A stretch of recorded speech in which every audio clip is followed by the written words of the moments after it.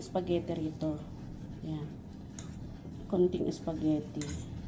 Nilagyan ko siya ng sibuyas na hiniwa yung maliliit na sibuyas. So, ito yung aking dinner for tonight.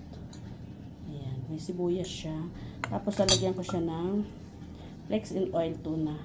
Hindi pwede pakita yung brand niya.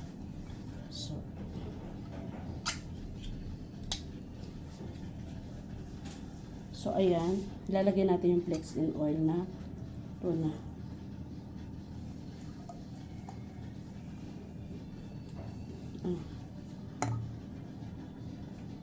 So, ayan. Ito yung aking dinner for tonight.